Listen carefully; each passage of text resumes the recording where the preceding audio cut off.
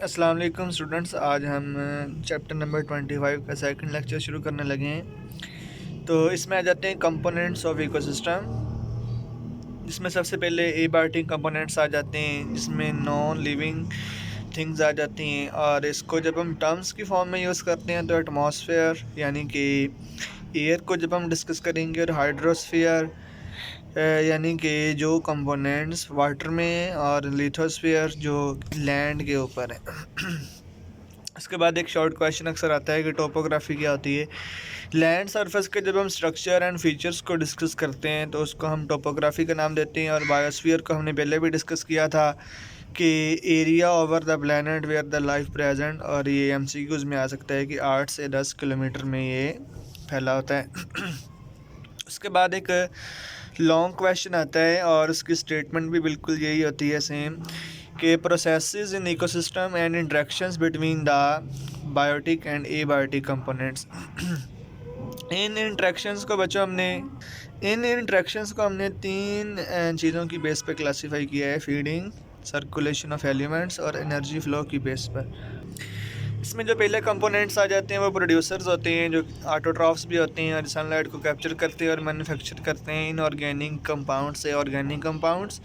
और जिसमें green plants, photosynthetic bacteria, इसे हम साइनोबैक्टीरिया भी कहते हैं, वो आ जाते हैं। कंज्यूमर की बात करें, अगले कंपोनेंट्स हैं बायोटिक कंपोनेंट्स में सेकंड नंबर पर कंज्यूमर्स आते हैं, जो हेटेरोट्रॉफ्स होते हैं और ये एनर्जी को ऑब्टेन करते हैं डायरेक्टली और इनडायरेक्टली हर्बीवोर से। सॉरी, ये डायरेक्टली और इनडायरेक्टली ये प्रोड्यूसर से लेते हैं। जैसे कि ग्रास प्रोड्यूसर्स हैं, तो ग्रास को जो खाएंगे वो प्राइमरी कंज्यूमर, तो प्राइमरी कंज्यूमर डायरेक्टली एनर्जी ले रहे हैं। और जो सेकेंडरी कंज्यूमर है ये इनडायरेक्टली, यानी कि ये प्राइमरी कंज्यूमर को खा रहे हैं, फिर आगे टर्शरी कंज्यूमर। और ये फूड यानी कि ऑर्गेनिक कंपाउंड्स को लेने के लिए दूसरे ऑर्गेनिजम्स पर डिपेंड करते हैं। अब एक शॉर्ट क्वेश्चन एमसीक्यूज़ भी आया था कि फ़ूड क्या होती है। फूड हम नाम देते हैं ऑर्गेनिक कंपाउंड्स को जिसमें CH बॉन्ड्स होते हैं।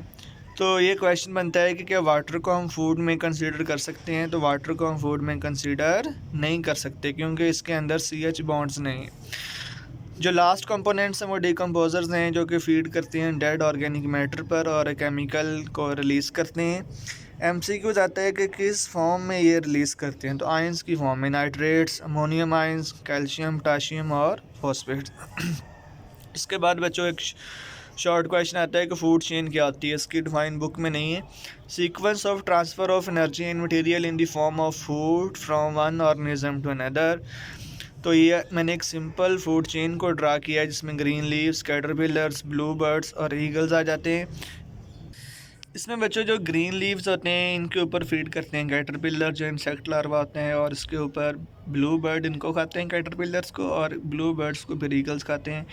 तो ये एनर्जी का फ्लो हो रहा है एक ऑर्गेनिज्म से अदर ऑर्गेनिज्म में, तो इसको हम नाम देते हैं फूड चेन का। उसके आगे फूड वेब आ जाती है, combination of many food chains, highly complex होता है।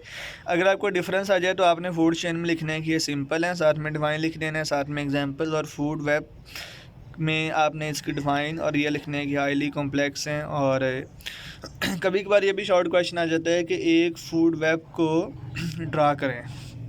तो एग्जांपल में देखें तो हमें फॉक्स की एग्जांपल लें तो फॉक्स एक से ज़्यादा लिविंग ऑर्गेनिज्म को खाती है, जैसे कि रैबिट्स, बीटल्स को भी, रैट्स को भी।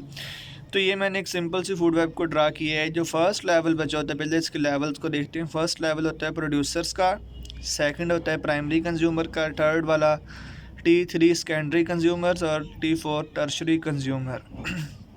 तो देखें ग्रास के ऊपर रैट फीड कर रहा है जो कि प्राइमरी कंज्यूमर है, तो इसका लेवल क्या होगा, T2 होगा। और रैट्स को डॉग्स खाते हैं, T3। रैट्स को ओल्स भी खा सकते हैं और T3 ये भी बन जाएगा। तो ये देखें रैट, ग्रास, रैट और डॉग एक फूड चेन, ग्रास, रैट और all second food chain, grass, rat और फॉक्स। तो ऐसे कम्बिनेशन ऑफ फूड चेन को हम नाम देते हैं फूड वेब का नाम देते हैं। इसकी इम्पोर्टेंस क्या होती है कि ये इन्वायरमेंट में स्टेबिलिटी प्रोवाइड करता है। आगे इसने ऑयल की एग्जांपल दी है कि अगर ऑयल जो ऑयल है बच्चों, अगर वो रैबिट्स को खा रहा है तो रैबिट्स की पॉपुलेशन कम हो जाएगी, रैट्स ज़्यादा हो जाएंगी, फिर ये रैट्स को ज़्यादा खाएगा, और रैट्स के ज़्यादा खाने से रैबिट्स की जो पॉपुलेशन कम हुई थी वो दोबारा से अपने लेवल पे आ जाएगी।